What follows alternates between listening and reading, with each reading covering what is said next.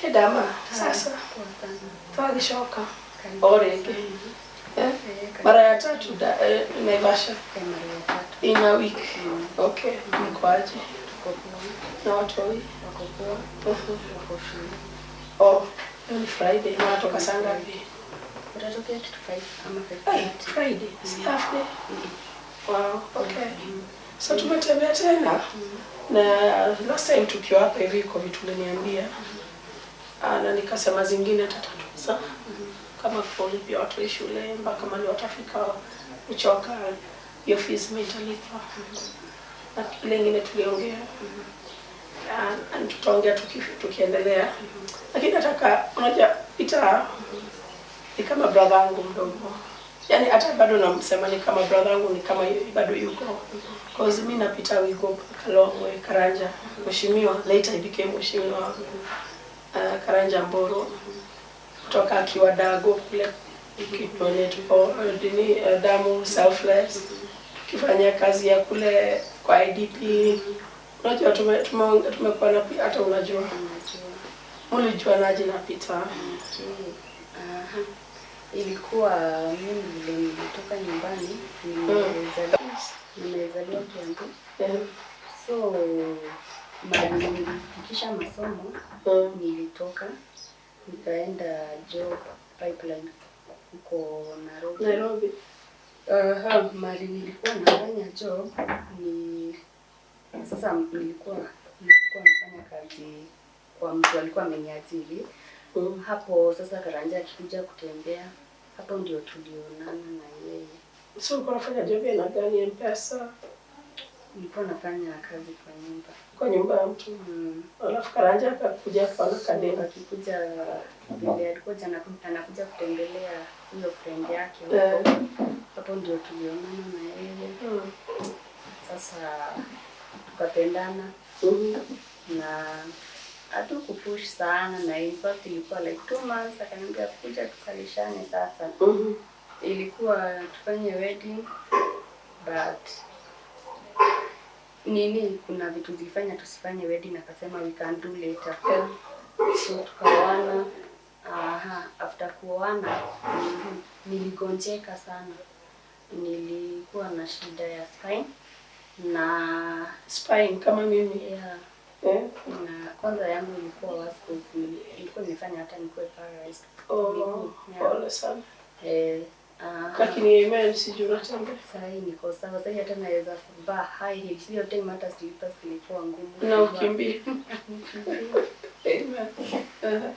Sasa at that time bado nikiwa na shida ya spine, nilikuwa pregnant. Shida yangu ilikuja kujulikana huko Kijabi hospital. Huko ndio walijua shida yangu, na ilikuwa ka process wewe. Before ijulikane ni mgongo, nilikuwa nimeenda hosi mingi sana. Nasikia naambiwa maybe ni kifua, napewa dawa za kifua. Naenda hosi zingine na admitiwa, naambiwa after 2 weeks utakuwa ukikujia dawa. So ilikuwa ka process kalikuwa hapo. I thank God kuna siku tulienda kutembelea my grandmother. My grandmother ni amenilea. So sasa saa hiyo iko wapi kabisa. Akaniuliza hujakuwa sawa, nikamwambia akaniambia sasa wewe jitayarishe, hata hautarudi kwako sasa. Utajitayarisha kesho tuende Kijabi. Sasa tuenda Kijabi. Ni shosho nasema hivi. Sasa kwenda Kijabi, sasa ndio wakasema shida yangu iko kwa spine, na ilikuwa picha moja ilikuwa inabukiwa Nairobi. So ulikuwa una book, alafu ndio unaenda sasa unapigwa, alafu ndio sasa tunarudisha hiyo picha ni Kijabi. So tulipatana na daktari wazuri sana. Walituambia tukiweza turudishe hiyo picha, ikiwezekana tupigwe hiyo siku.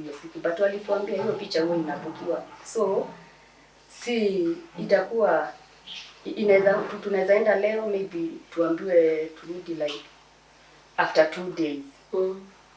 I thank God vile tulienda tulipata nafasi na tukapigwa picha na tukarudisha hiyo siku. Ilikuwa sasa saa 6 za usiku. Kurudisha picha ikaonekana sasa shida mahali iko. Sasa nikaambiwa nigoje nipewe siku ya kufanyiwa operation. After hiyo sasa nilikaa 1 week kwa bed. Daktari anakuja, wanaenda, wanakuja, wanaenda. So unaona sasa ilikuwa nakauga kidogo kwa shida ya spine. So I have to sleep like this ndio nifanyiwe operation. So walikuwa wanaona kuna kale kauoga, sasa tutamfanya aje na ko pregnant. So 1 week after that nilienda nikafanyiwa operation na kila kitu ikakuwa sawa. Na hiyo time yote uko na Karanja? Na hiyo time yote nilikuwa na Karanja. Ilikuwa hata time mimi mwenyewe hata siwezi vaa nguo, siwezi hata ajikulisha. Yeye ndio anafanya hiyo kazi? Ndiye alikuwa anafanya hiyo yote. Wow. Pale kwa kusaini ndio niende nifanywe operation, aliambiwa mtoto anaweza survive ama mama. Yeye alisema mkiweza msave life ya mama, kwa Mungu ndiye anapeananga watoto. If kama ule mtoto hata survive atatupea wengine. Nashukuru Mungu kwa hiyo yote ilifanyika na tukasurvive. Wewe na Sivan? Mimi na Sivan. Ikakuwa sasa tena nimepona, nimeenda home. Sasa hii process yote sasa unasikia niko pregnant. So I think nilikuwa 4 months pregnant. After 5, 6, 7 nikaenda hospitali tena. So nilikuwa naenda clinic kwa nilikuwa nimeandikiwa clinic. Ikasemekana sasa unless ujifungue mapema, ikifikisha hiyo 9 months utakuwa na shida kidogo. So nilijifungua na kujifungua Sivan tena ikakuwa ako na shida ya hernia. Hatukujua, nilijifungua tu vizuri Sivan na kaenda kakuwa kamefikisha. Unaona nimejifungua before 9 months. So aliwekwa nursery like 1 month, tukarudi nyumbani. After kurudi nyumbani tukakaa 1 week. Mtoto analia. Mimi nikimchange nikaona amefura hapa chini.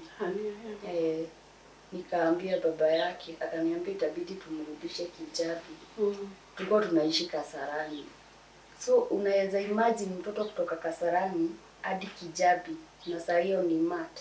Mtoto alikuja kwa mat akilia. Nakumbuka hata kuna mama alisema na siunyonyeshe huyu mtoto, kwani huyu mtoto si wako. Hataki matiti, hataki nini. Tulimrudisha huko akafanyiwa operation na 12 days. Alikuwa 12 days Sivan.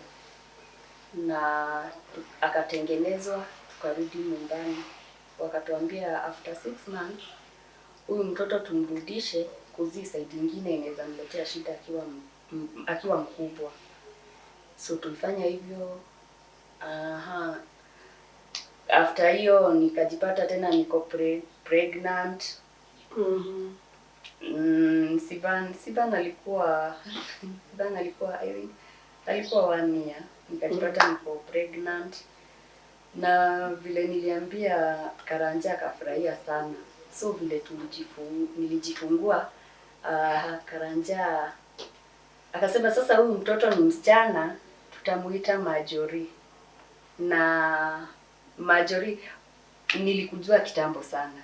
Kuzata mkiongea kwa simu na Karanja sana nasikia sana mnaongea.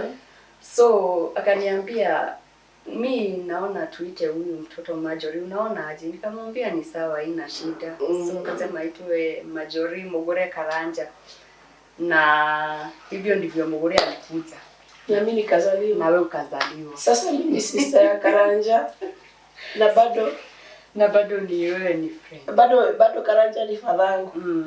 Aya. Si ndio? Si ameniza. So I always took Karanja to be my baby brother. Sasa sikule Majori alizalia pia akakuwa daddy. Na ukakuwa mami. Wow. Sasa Asante kwa kumuita jina. I don't know why, but I guess we are seeing it now. Yeah. Kwa sababu that time Karanja akiita mtoto Marjorie. Hata mimi nilijiuliza, ai guys, sasa hapo kumendaje? Yani, God, what is it? Huyu mtoto nitamuona lini? Yeah, nitakuja lini kutembea nione huyu mtoto? And I was hoping that nitakuja kumuona. But hiyo siku haikufika. Sasa imefika saa zile Karanja amepumzika. Which is not really what it should have been like, lakini hiyo yote ni ya Mungu. Endelea na hiyo story ya Marjorie amezaliwa sasa. So Marjorie amezaliwa ndio sasa Marge. In fact Sivana na mtanga MMK. Okay. Marjorie Mugore Karanja. Oh, nice. Yeah. So ikakuwa sasa tumekuwa big family. Hiyo time tulikuwa tunaishi Kasarani na Nairobi. Tulikaa huko sana.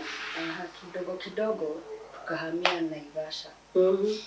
Kuhamia Naivasha, Karanja alikuwa anafanya biashara. On 2017 akaniambia mimi naona kama nitasimama kiti ya huku MCA. Nikamwambia kama hiyo ndio ndoto yako, mimi sitaipinga, nitakusupport.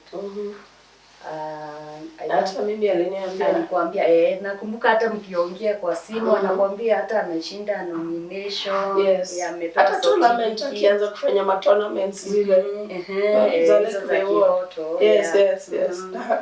So akashinda hiyo nomination na Jubilee. Hiyo time ilikuwa Jubilee. Ilikuwa Jubilee. Kutoka hiyo sasa election ikafanywa vile ilifanyika na ndio hiyo sasa akakuwa MCA wa Lakeview World. Sasa alikuwa na miaka ngapi? Unaweza kumbuka? Alikuwa na miaka He's very young. 30. Alikuwa na 30 years. Na watu Silvana alikuwa miaka ngapi? Silvana alikuwa 20 kidogo tu. Alikuwa like 10 years. Alikuwa 10 years na 9 years. Walikuwa tu watoto wadogo. Kwa hivyo nyote imeanza kung'ara sasa. Lakini wacha nikurudishe pale nyuma tukiwa Kasarani. Sijui I think alikuwa amekwambia pia alikuwa anafuata Mbuyai wa MP wa Kabete. Alikuwa anakuambia na alikuwa hiyo kitu ilikuwa ndani yake ni vile haikuwa ame-expose sana. I remember that time akiwa na Mbuyai anaenda meeting zake akiwa kuna the time Wajakoya alikuwa anataka kusimama the president. Shake the tree. Nakumbuka. Shake the tree movement. So alikuwa ni kitu ilikuwa tu yake. So na hivyo ndivyo. And Wajakoya, if you watch this, remember Karanja Mburu, Karanja Mburu. Yes. Walikuwa na yeye hata akaniambia yeye ndiye sasa hapo ndio lilianza sasa hata kufuata politicians. Najua huyu ni nani. Hiyo time nakumbuka hata Wajakoya alikuwa ametoka state Yes. Na kulienda vile kulienda so Professor Wajakoya. If you're watching this, you remember Peter Karanja is one of the guys who came to pick you up from the airport. And this is his widow. Peter Karanja since passed 4 years ago. Sure. Yule pale unamkumbuka if you're watching Professor. Go on. So kutoka hapo Karanja amekuwa akifanya kazi na Lakeview World. Na on 2020 April date 10. Niliamka asubuhi nikapigiwa simu. Lakini ndio alikuwa birthday yake ilikuwa tarehe ngapi? Birthday yake ilikuwa date 6. Yes. Ilikuwa date 6. Na alipata accident date. Okay, date 11 hapo. Date 11, date 10 hapo. Na nilipigiwa simu ikiwa asubuhi. Nilipigiwa na jamaa huwa anatufanyanga kazi kufieka nini. Akaniambia sasa, nikamwambia poa. Akaniambia nimesikia mzee amepata accident. Nikamuuliza amepata wapi? Akaniambia sijui lakini amepelekwa St. Mary's. Nikamuuliza nani amekuambia? Akaniambia mwenye ameniambia ako hapa, acha nimpe simu tuongee na yeye.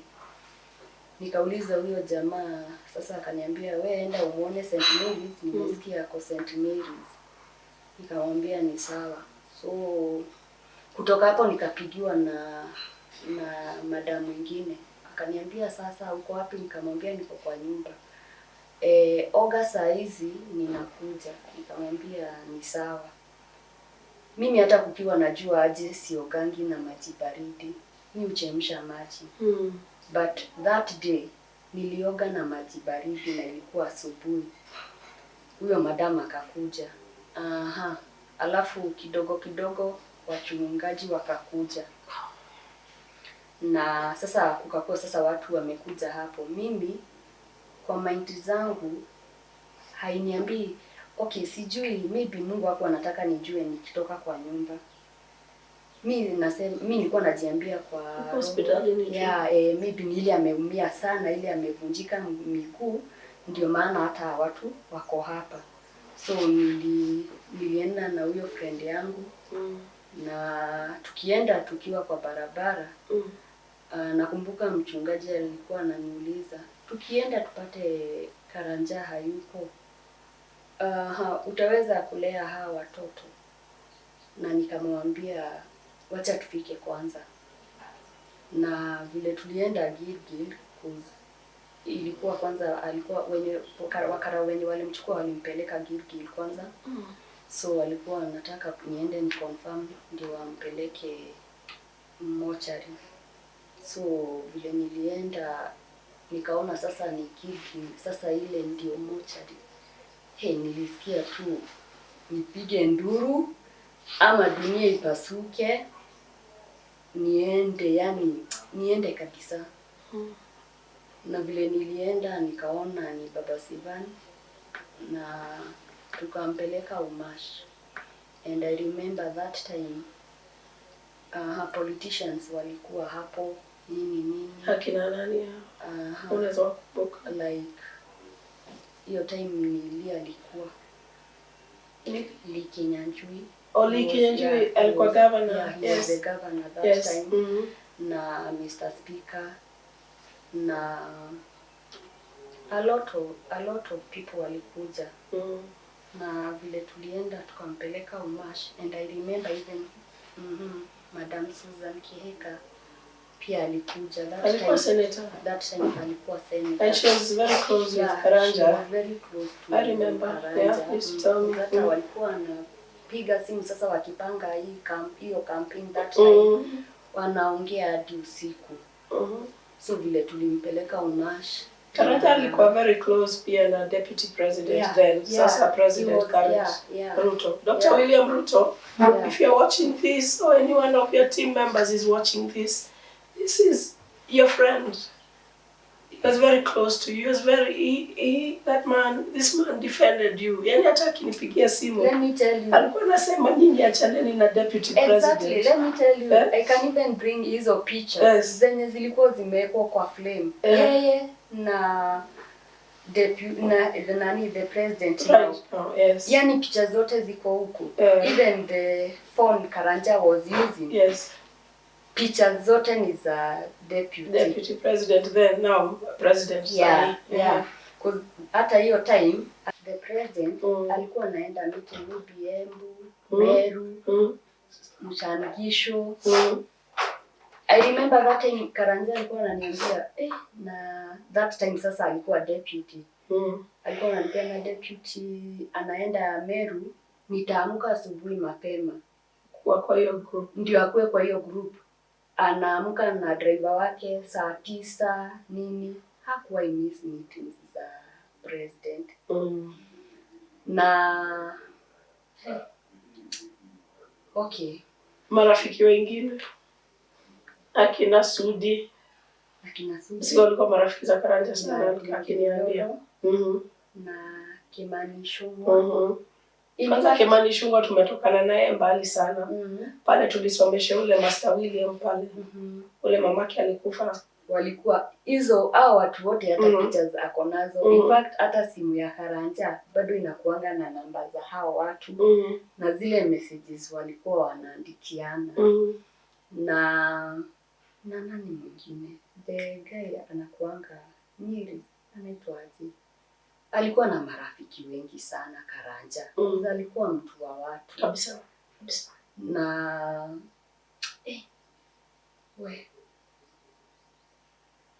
vile Karanja alienda, nilikuwa rent kwa nyumba ya rento.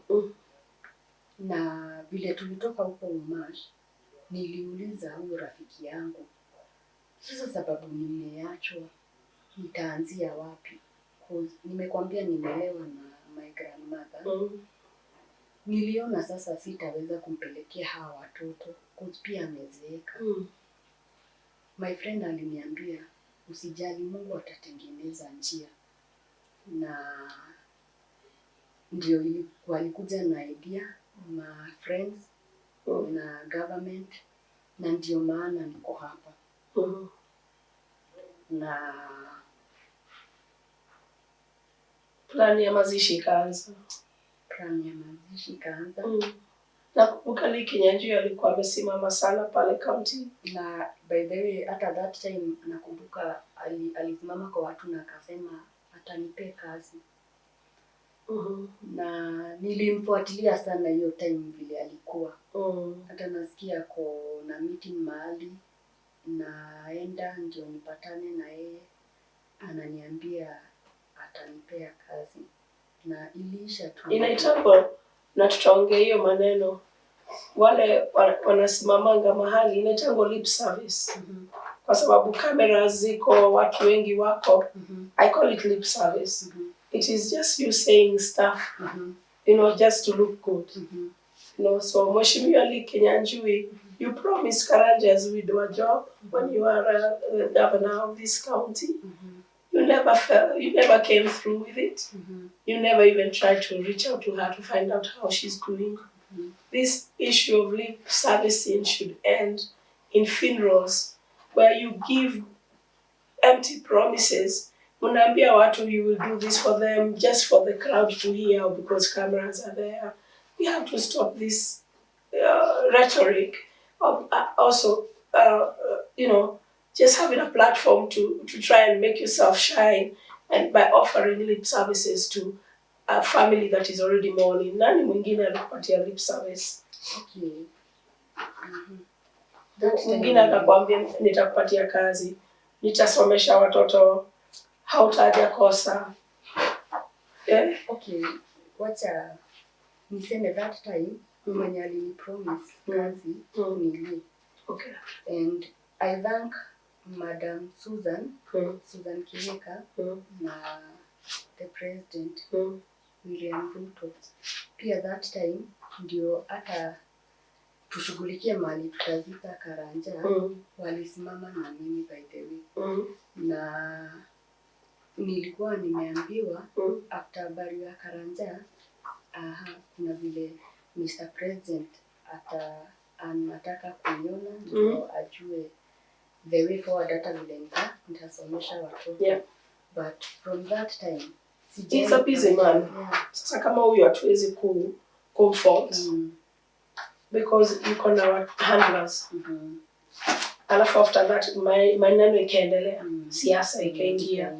You know, he's a family man, ni mtu wa watu pia yeye kama Karanja. Kwa hivyo tutamu excuse kidogo. Na ninamshukuru, sijaipata time ya kumwambia asante.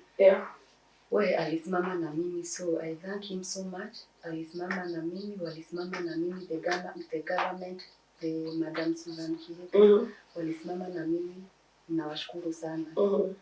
Waliplay part kubwa pia, ndio maana niko hapa. So kutoka hapo, acha nikukate kidogo. Unajua saa zingine Susan Kihika ni governor wapi? Ni governor wa Nakuru County. Marili alikuwa.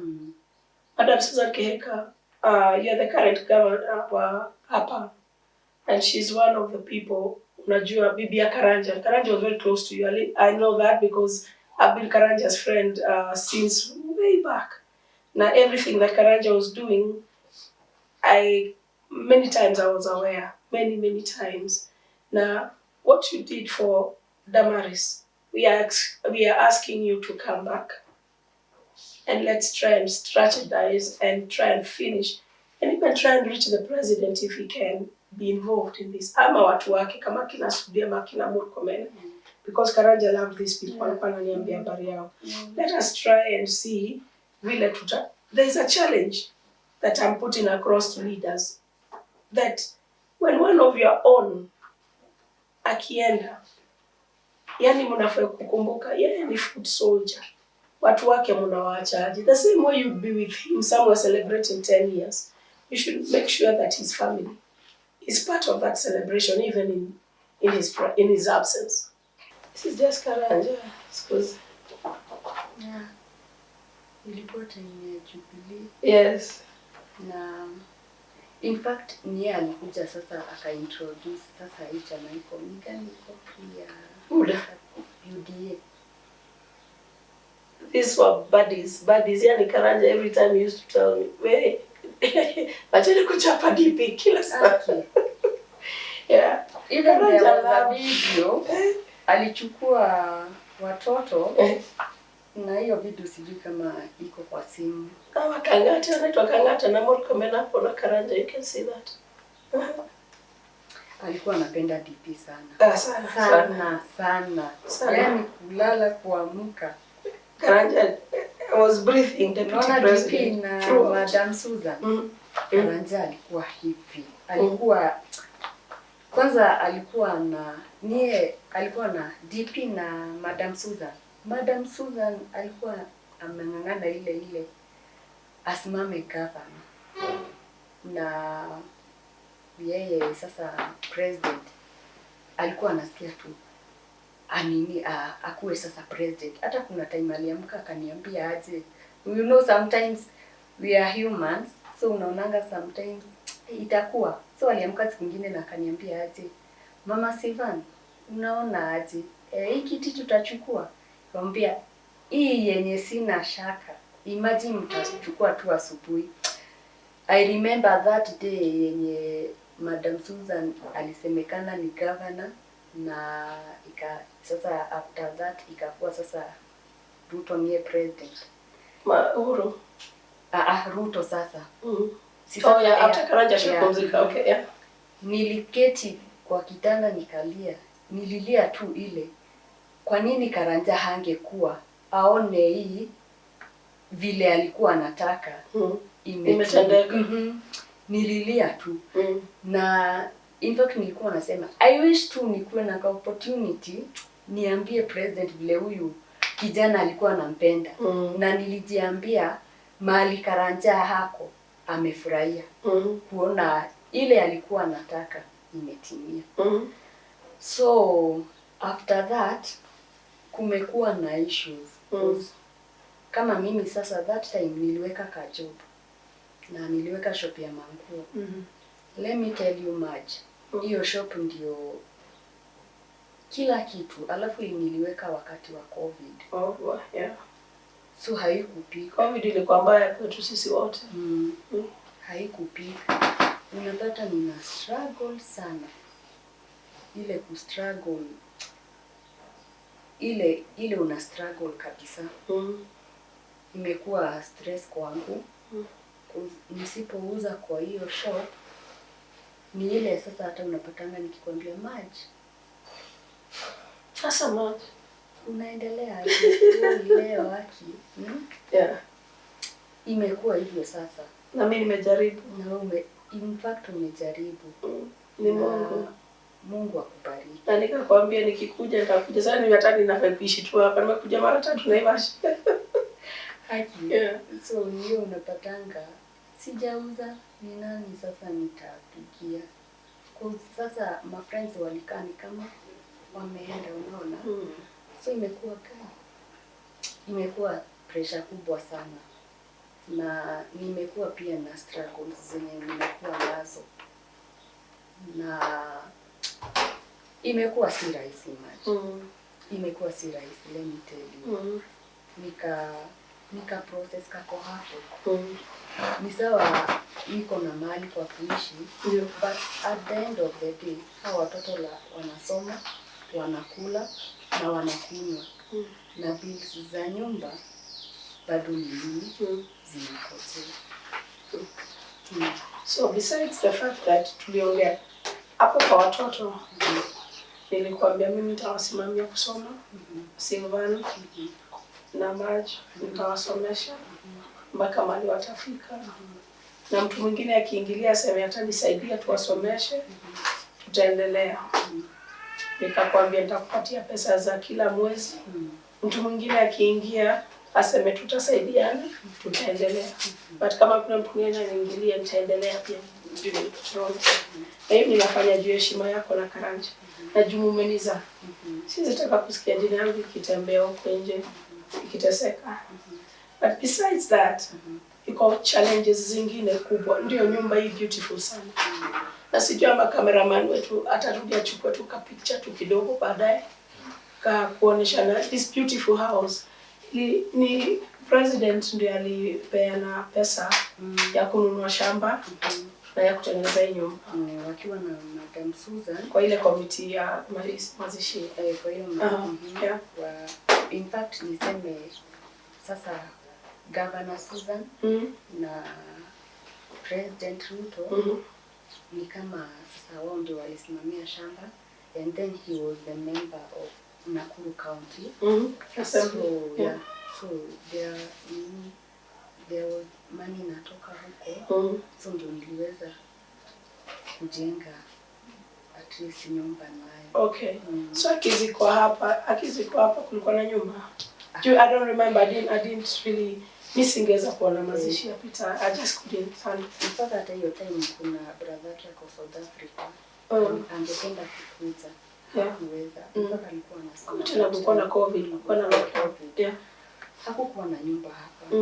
Ni mimi nilikuwa tu, hivyo kulikuwa kiwanja. So watu wamekuja baadaye. Mimi sasa nilijenga na pesa yenyewe. County assembly. That was very wise. But ya shamba Madam Susan na President Ruto at least walinishughulikia ndio nikaweza kununua shamba ndio tupumzishe marehemu Karanja. Okay. Hiyo hapo tu lazima.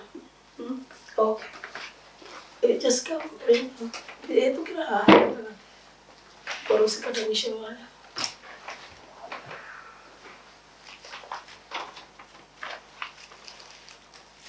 Hii ni Karanja with former president Uhuru. That time ilikuwa Jubilee. Jubilee. Alikuwa Jubilee pia. Sasa hii ndio chama yenye alikuwa ameshinda nayo. Yes. Ndio ile ni promotion na before, sasa hii ni kubwa akiona then DP. Sasa ni President Ruto. Hakuwa anakosa meeting za DP. Yes. Yeah, this infectious smile hapa akiona former president. If you're watching this UK, please, I think you remember this young man, Karanja Mporo. He was there also during your days. We are not even getting into politics, DP, president, PNU, whatever. But I just want to remind you of the good days you had with this young man. President Ruto, I also want to remind you of the loyalty that this young man, the love. If you look at some of the pictures that we're going to put alongside this video, you can see Karanja every time he met the DP. It was like a burst of, I don't know, energy. You can just see how happy he is to just shake hands with you. So I want to remind you of that friendship. Hata ukimuona, you can just see how happy he made you. He was a young upcoming leader, gone way before his time, snatched from us because of road carnage. But let's not forget the good that he made everyone feel who interacted with him. Even me, one of the reasons why I'm here is because of how good Karanja was to us and to me and my kids. So that's why I'm here. I'm a loyal friend. I want the loyal ones to come back here and to come and support this widow. Here are the pictures, all the big bosses, all the big friends, all the big everybody. I want to pull them here together We do something for this family. Eh? Hakuona hizo picha zote. And see the way he had framed them. Hakuna kitu, you know, the things he had kept for keeps. Hakuwa anaweka picha hivi. Ati hivyo ovyo. Ilikuwa inawekwa flame. Wow. Tutaziangalia, tutaziweka vizuri. So, and then after that, after mazishi. Unasema ndugu yake yule yuko South Africa. I know the two brothers and the mom. We have two brothers. So after Dira, yes. Yeah, Dirango na Josh Njoroge. Yuko South Africa. Yes. Na mom yuko bado Goreti. Na mom bado ako Odero, yeah. Yeah. Na sasa okay, let me say Karanja, he was the first born. Yeah. Na that family ni kama tegemeo lao ilikuwa ni sasa unaona ameenda so na pia wewe tegemeo lako na watoto ni Karanja. Yeah. Imekuwa in fact kuna siku ilifika na nikapigia my friend. Ilikuwa sasa ile sasa me am tired. Na nikamuuliza tired in what sense? Ile watoto ile unashindwa watakula nini, watakunywa nini, pressure imekuwa mingi. Na nikamuuliza cause let me tell you March, I can't call you every day because even you have your up sick. Yeah. Then especially all of 2023 yes. 2023. So inakuwa ile huendi job. So siwezi shinda nikikupigia simu unaona. Lakini siwezi kosa hivyo yako. Yeah. Sasa ilifika time nikauliza huyo madam, watoto watakuwa wakubwa. Nilimwambia sasa mimi nimechoka kulea. In the sense that msema ulikuwa unachoka, ulikuwa unamaanisha nini? Be honest.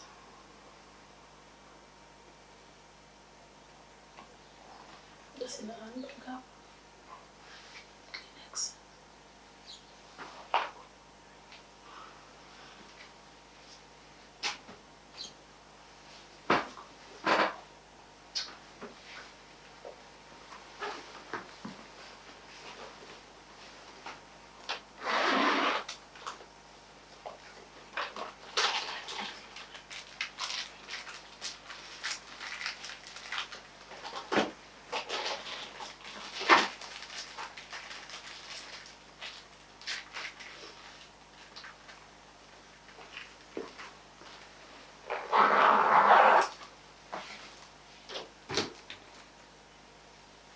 Now, if you want to cry, let me tell you something. It's good to cry. Kuliko vitu zikuwe bottled in, unaziweka ndani, leo watoto wako hapa. Hiyo machozi kimwagika hata leo sitakwambia usitoe. Because it's okay to let it out. Leo watoto wako. Imekuwa stress. So ukisema una give up, what did you mean by that? Nataka turudi tu hapo. I give up cold.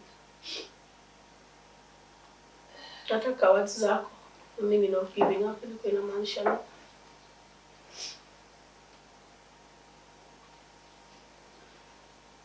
Nimefika job, hakuna kitu mtu anauza. Na kuna mali nilichukua loan. Kugive up, na bado narudi pale kwa kugive up. Kugive up ulikuwa unamaanisha uhame ama upeane watoto, yani hawa watoto ama ujinyonge. Ulikuwa unamaanisha nini? Kugive up. Ndio nataka nilimwambia ni yaki naweza fuata Karanja mimi niache kufikiria. Maisha yamekuwa ngumu. Nikamwambia I wish baba. Yeah. Unajua hiyo si vile Karanja anaweza taka. Sawa. You won't suffer anymore. You're not going to suffer anymore. Do you trust me? Unani trust? You will not suffer anymore. And let me tell you, there's a God in heaven. Unaona hiyo machozi? Ataipanguza yote. Yes, you'll be a widow and you'll miss your husband. But I don't think you're going to suffer anymore. Niligive up na nikamwambia. So, my friend aliniambia, if kama sahi, Mama Sivan, friends wa Karanja wengi, hawako hata hawajui watoto wanaendelea aje. Unafikiria kuhusu hawa watoto? Wote ukitoka kwa hii dunia, hawa watoto wataangaliwa na nani? That's a good friend, alikurudisha. Yeah. Na by the way, vile niliangalia hawa watoto, vile walitoka shule, nikaangalia Sivan, nikaangalia Majori, nikaambia Mungu, nipe nguvu ya kulea hawa watoto. I know one day I will give a testimony. Na Mungu ni mwaminifu. Waachili watu wake. Na hiyo sasa ikakuwa sasa ndio nimekuwa na nguvu mara mbili. Vile aliniambia hivyo, by the way, nilisema by the way Karanja alikuwa, he wanted the best for his kids. So na mimi wacha nitie bidii. Ndio at least sitaweza hiyo the best, but nitajaribu ile nitaweza. Na hivyo sasa ndivyo imekuwa sasa maji. Mburu'S, jikaze. This one you're doing it for the team. Team Karanja, Silver, Marjorie na wewe. Na yeye yuko pale. Now this is that crucial. Hii ni ile ya mteremko lala salama. This is that part hata hii interview inafanywa. Sawa?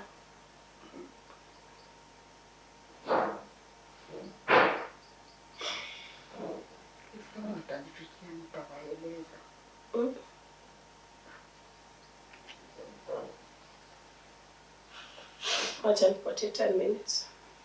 Kwa sababu they need to know struggle yako going forward. Na tujai mention mahali. We need to try. Ujikaze to just the next 20 minutes tumalize. Okay?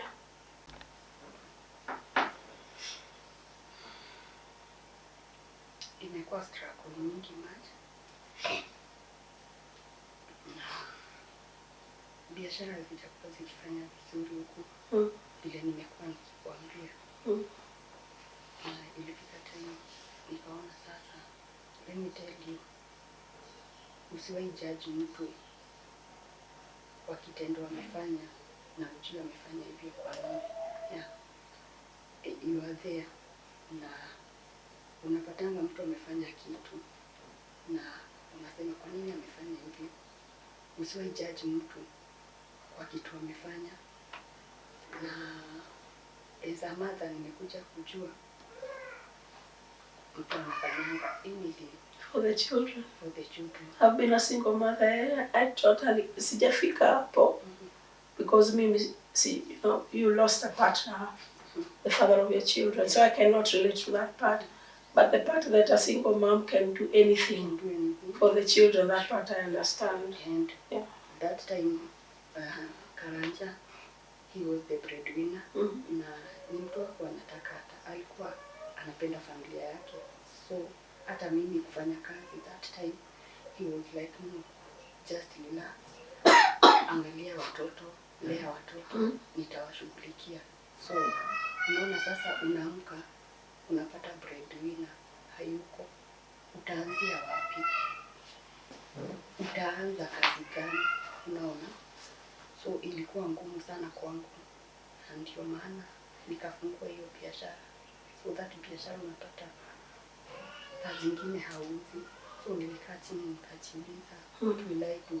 Mtoto anakupigia asubuhi ama jioni akitoka shule anakuambia tumeambiwa tuende na hii na hii na hii. Utafanya nini?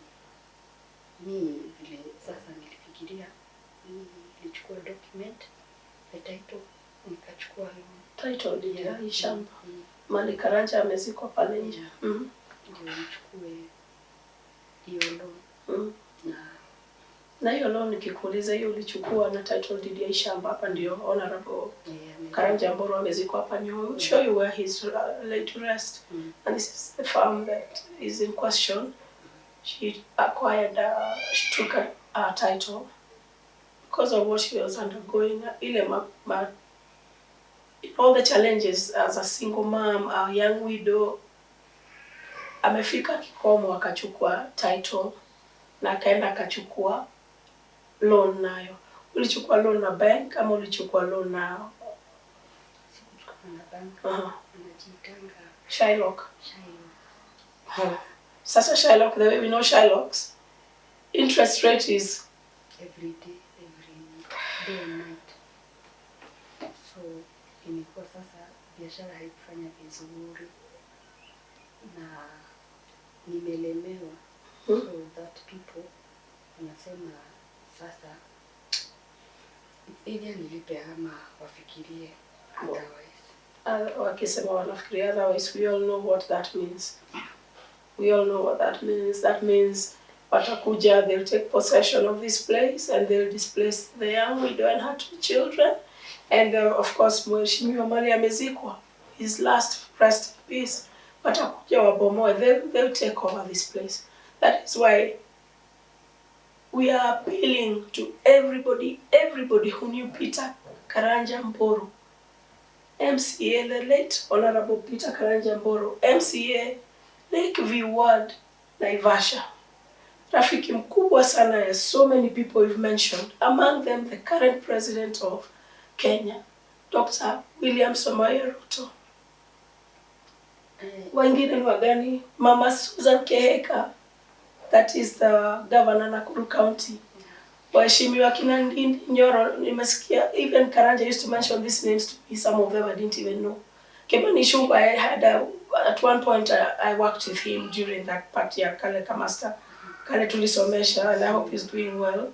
And I hope he's also in a position to chip in Mali Karanja alimtoa, because if it wasn't for Mheshimiwa, we wouldn't have known him also. You know, so everybody who knew Karanja, and this is the appeal here.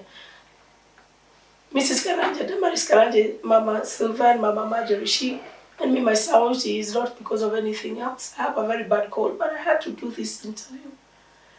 Mrs. Karanja is very mellow, nimpole.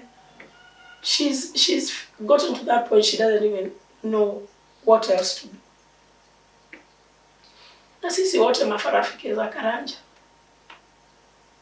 far and wide, tunafai kumuona huyo mama. Picha ya Karanja ni mtu atajifanya mkumbuki Karanja, there is Karanja. Tukue na mtu ati huyo mama atanyang'anywa shamba na Shylocks. Watoto watakosa mahali pa kuishi na Karanja mwili yake mali iko, tunajua Shylock akichukua hii shamba, this house is beautiful. They want this land, they want this house. Mimi ningejiomba. Okay.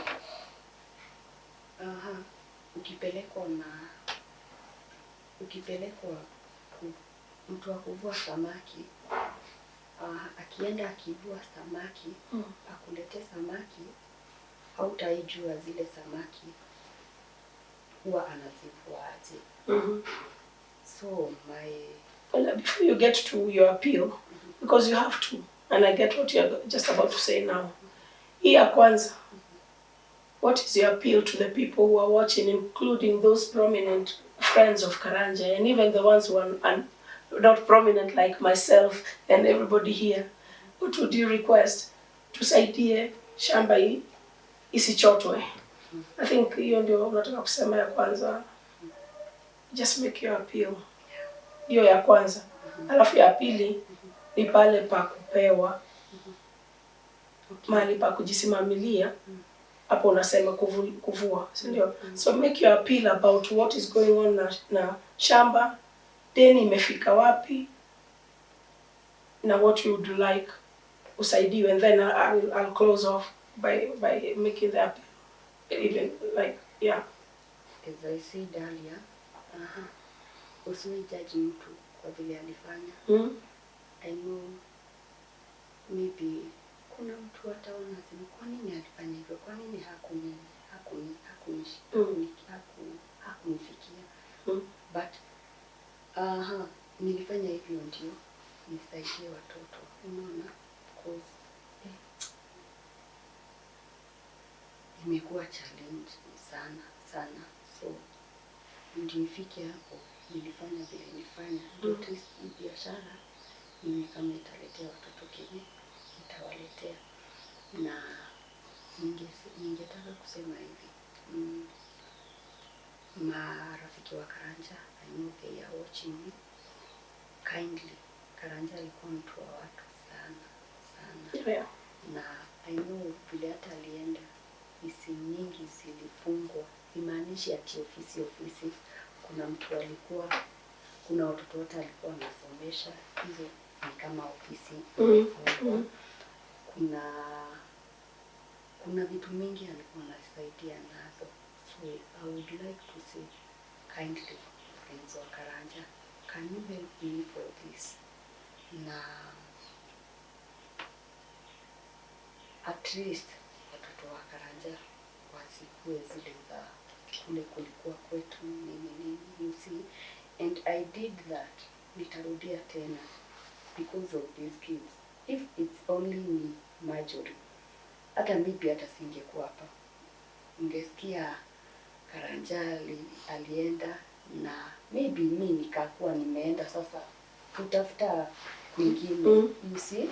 But mtu anafanya, kuna vitu nafanya juu ya hao watoto, na mimi nilifanya hivyo vile nilifanya juu ya Sivan and Marjorie.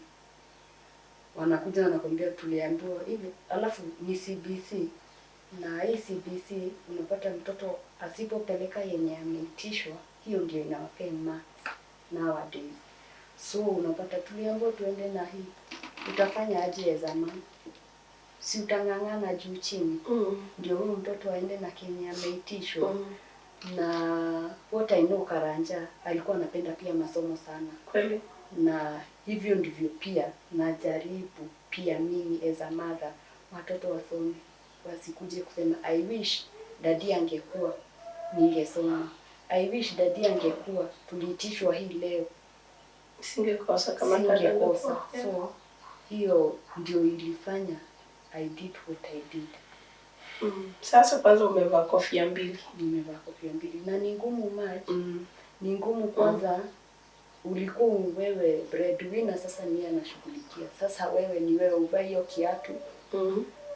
Na uvae sasa ya mama. Unatafuta na unataka kuwa na watoto.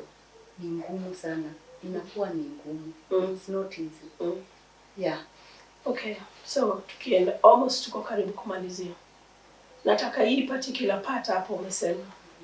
Just face that camera and make an appeal to the president. Rafiki mkubwa sana wa Karanja. Alikuwa siku alikuwa anaitwa deputy president DP. Sasa yeye ndio president of the Republic of Kenya. Na vile unajua, what would Karanja think about that? What do you think if Karanja was alive? Hiyo siku elections zilikoliwa, unafikiria Karanja angekuwa anasikiaje ama angekuwa wapi? Mtu wa kwanza najua angenipigia mimi. Mama Sivan okay, DP amepita. Yeah. Najua hiyo ndio ingekuwa kitu ya kwanza, because even that time sasa ndio asimama MCA alipiga kaniambia Mama Sivan tumeshinda. Aki Mungu ni mwema, unaona? So najua mimi angekuwa kama mimi nilifeel hivyo. What about yeye? Alikuwa na yeye hapa kwa hapa. But nitasema wherever he is, najua he's happy at least kuzile. Hakuna kitu mzuri much kama kitu ulikuwa unafaitia alafu uone inakuanga poa sana. So hiyo ndio ilikuwa dream yake. That's why he always alikuwa anaamka 3 ndio ende hizo meeting hizo ma campaign. Alikuwa anafanyia DP campaign ndio akuwe president, ndio. Kama angetaka hata angekuwa hata anaenda hizo meeting, hata hawangekuwa wanajuana na DP. So alikuwa anataka akuwe president. Ndio hiyo ndio ilikuwa ndoto yake na ilishatimia. So wherever he is, he's very happy. Na so Mr. President Dr. William Ruto, I know you are watching me. This is Mburu'S Karanja.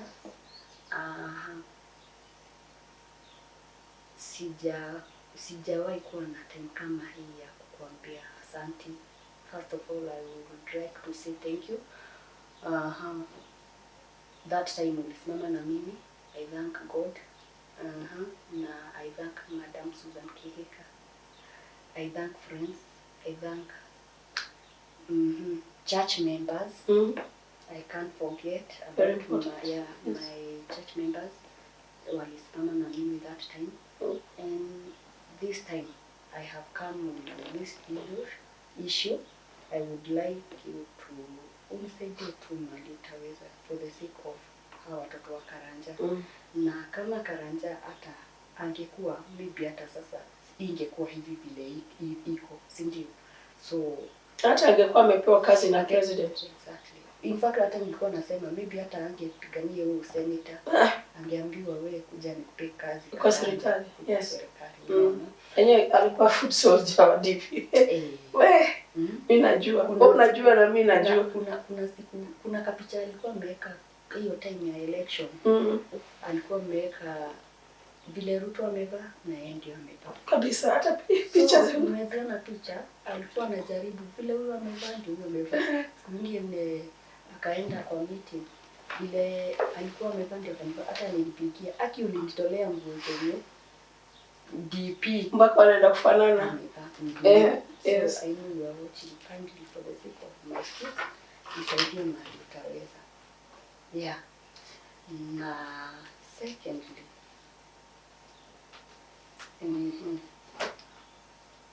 okay. Secondly, nitasema mi hata ningekuwa niko mali natoa mkate wa kila siku, singefanya vile nilifanya. Nikikuonyesha, nikikuletea samaki maji, hautajua vile huwa zinatolewa kule kwa mto. Unaona tu samaki zinakuja. So mimi ningeomba at least mahali nitaweza tu wanipe kazi, at least mahali nitaweza. Hapo ni county government kwa Madam Susan Kihika. And I know maybe ataona maybe he's doing something. Okay, I'm not sure, but I know he's doing something there with Mburu'S. Mburu'S is her husband. Yeah, so okay, I'm not sure. Yeah, tutaamini tukiona. Because we cannot speculate atafanya, alisema atafanya. This particular time hatuna hiyo time ya ku-speculate ama kusema tuna anticipate ifanywe. It's a humble request from Mrs. Karanja. For those who are watching right now, we are in the home of the late MC of Lakeview Ward, Honorable Peter Karanja Mburu, and that is his picture. He was a very close friend to so many of us. Me being one of them. I live in Florida, United States, and one of the reasons why I'm in Naivasha, today is my 3rd time to be here, is because this is Mrs. Karanja and I know what she's been going through. And the reason I came here, the first time we came here, it wasn't anything big. But because we got to know what was happening, today we decided to make an appeal to all of Karanja's friends. Kutoka akiwa high school dago. Mpaka waheshimiwa hawa wote. Marafiki zake wa Karanja wote, near and far. I'm asking you to come and let's walk with Mrs. Karanja and the children. Because we cannot say we are friends kwa mtu saa zile tunasherekea na siku ile atatoka kwa hii dunia. Like if I die today and my friends neglect my husband and my children, well, I don't know what kind of friends those are. Can I say something? Yes. Much? That time nilikuwa ile sasa give up kabisa. I tell my friend, nikuulize, leo hii nikisema nimefunga macho, people will say, kwa nini hangeshare na mimi? Kwa nini hangeniambia?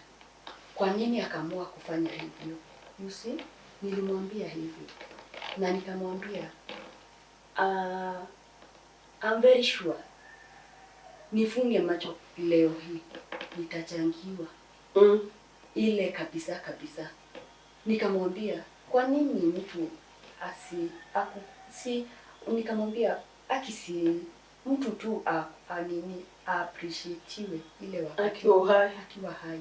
Because as for me, mi ni mtu anafanga na kitu yake. Maybe hata sasa ungesikia baadaye imekuwa hivi na hivi. Mimi ni ile ninanyamazanga, ile ninanyamaza. Don't do it. Sasa don't do it. Ukiona watoto ni baraka kwa Mungu.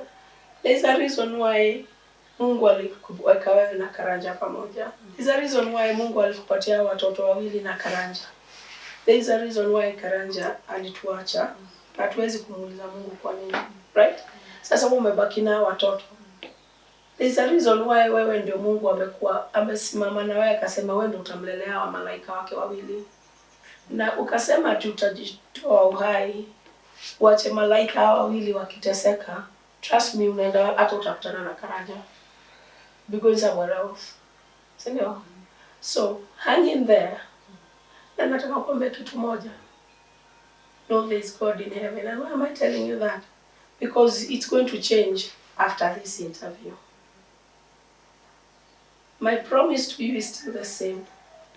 When we get somebody kukuja kutusaidia, anisaidia hapo, ni kuwa a little less tied up, itakuwa ni sawa, na kama hakuna, tutaendelea.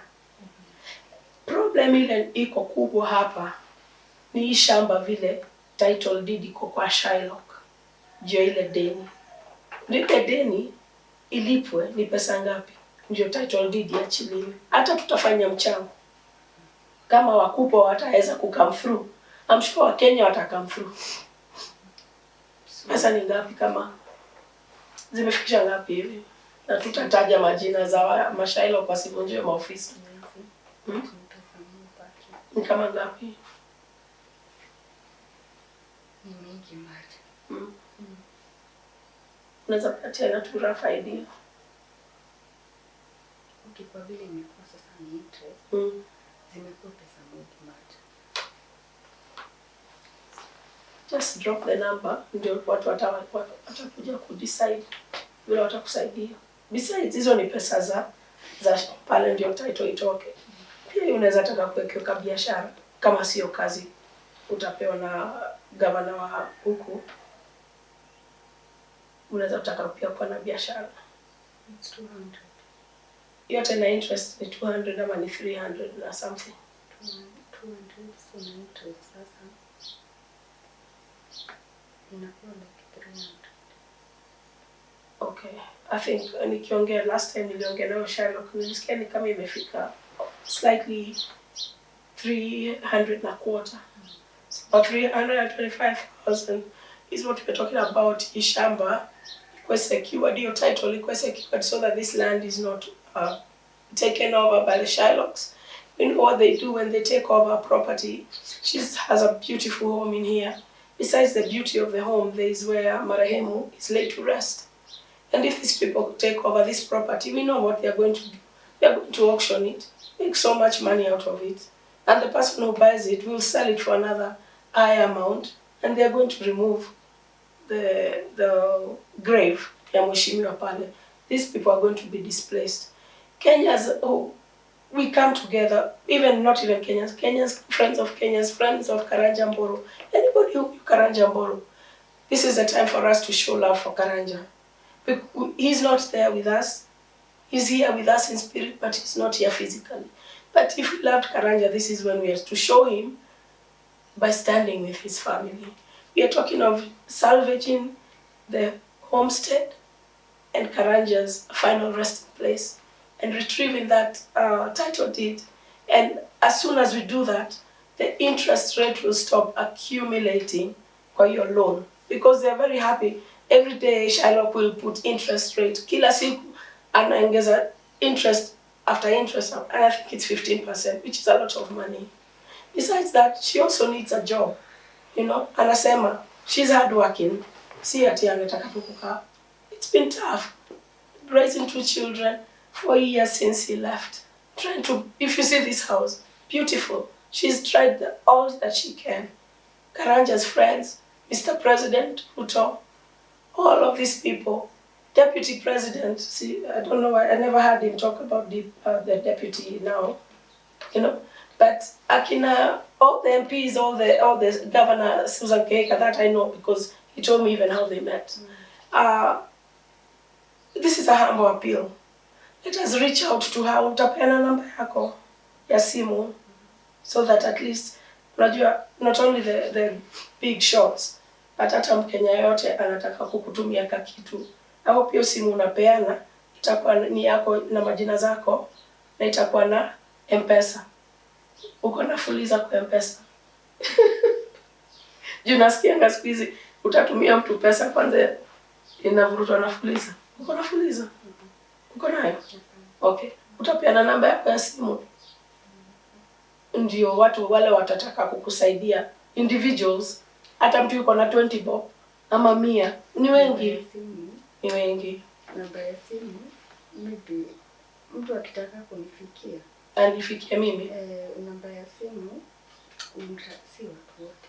Okay. My Nairobi number is, and if you send money, trust me, I will put it out there. I think niko na M-Pesa 100 shillings kwa hiyo account yangu M-Pesa. So anybody who gives me money for her, I will account for it minus my 100. So niko na 100 kwa account. Namba yangu ni 0, I hope I'll get it right, 113 114 101. Nita repeat tena, ni 0 113 114 101, na majina ile itaonekana itakuwa ni Marjorie Wanjiko. Itakuwa kwa hii recording, you will see it. Whatever you give me, let's make this like today is tarehe. Let's make this campaign last only. Let's try and see what we can do within the week. 1 week. Let's try and get this lady off the hook. Let's try and get that title. Anyone who wants to get a hold of me, get a hold of me. We know why we are. Yeah, Monyam, I gave her the opportunity. Amesema she doesn't feel comfortable sharing. Me, I'm comfortable sharing my number. Whatever you want to give, hata kama ni maombi, ukipitisha, nitampatia. Whatever the amount of money, I will account to it. I said my M-Pesa has only 100 shillings. Kwa hivyo ingine yote itakuwa inakuja juu ya ile 100 sio yangu. Itakuwa ni ya widow to the late Honorable Peter Karanja Mburu'S. So, besides that, me, I know you sing. And I know you're a Christian woman, very God-fearing. Mtu wa Mungu kabisa. Na unaimbanga. Naimbanga, but for now. Nataka tushe au tupatie green lights ya kushare YouTube. Unajua pia ina generate income. Kama unaweza kutupatia permission so that we can share her YouTube video, her YouTube link. You go in there and subscribe and share and listen to her music and motivate her. Maybe even because you cannot get access to her, maybe just motivate her. Even when you send messages over to me, unataka nimpatie message of encouragement, or even underneath this video, encouragement yake, it will get to her. In fact, you'll read from there, sindio? Okay, so what else do you want to say as we are parting at this point? Nimekwambia Naivasha nimezoea, hata niko karibu kubahamia. Sasa mimi naenda. Unataka kusema nini ya mwisho kwa wanaona? Wale wataona. I would like to say asanteni sana. And thank you so much. Thank you so much for coming. It's not okay, I don't take it for granted because ungekuja na ukuje Kenya na nisikie ulikuwa Kenya na urudi US. I would like to say thank you. And from friends Karanja Mburu.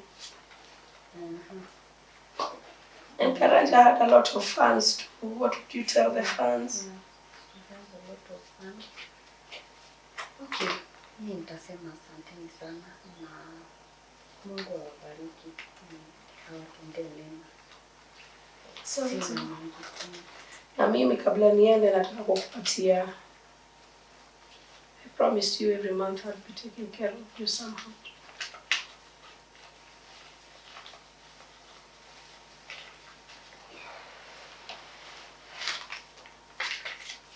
Hizi ni za watoto. Nikusimamie. Thank you so much. May God bless you. May God bless you too, and thank you for holding the fort for the children. Because of you, let me tell you something. Hawa watoto kila moja amesimamia hapa kwa shoulder. Kumbuka hivyo. So ukidecide unaenda kusink, kumbuka hawa si sink Kwa wale wale kurikirori you need to come back for air. Sawa? And I wish you all the best. I am a phone call away, whether I'm here or the other end. I'm a phone call away. And you have a whole team that now knows you. Hata usiponishika, you will get a hold of any one of them. Na pale wataokoa kabla ni kuja kuambiwa, tutaokoa. And I don't think it will get to that point. Because gainemwe hukuku. Yeah, we serve a living God. And I know He's going to come for you. Okay? Never doubt God. Na huyu agenda mbali. His spirit is within. And within you, na watoto. So, I want to thank you for everything. Anyone who's watching this,